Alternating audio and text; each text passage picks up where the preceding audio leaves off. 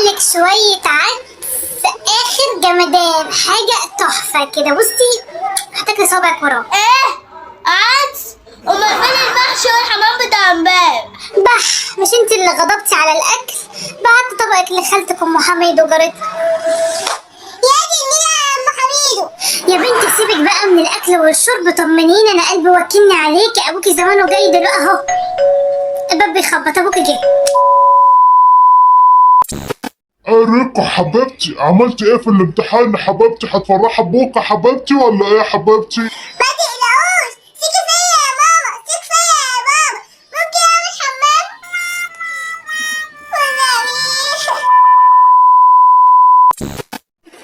طبعا اتفضلي. ما تنساش تعالى معي.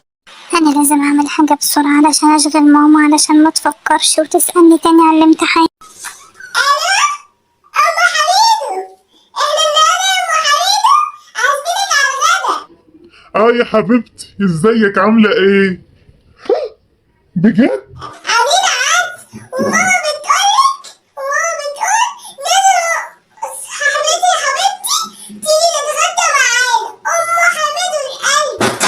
طبعا يا اختي، بموت في العدس ده. حبيبتي هدى دي، انا جاي اهو، افتح الباب. انا جيت.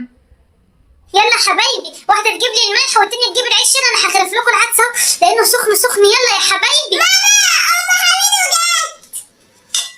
ماما ايه؟ حميدو اتفضلي يا حبيبتي، منورتي الدنيا كلها والله. اتفضلي. الحمد لله ام حميدو جت في الوقت المناسب.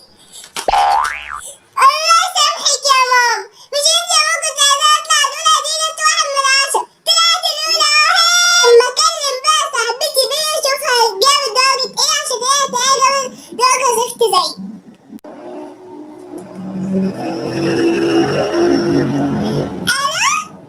ايوه مش سامعاكي يا بنت، جبتي كام؟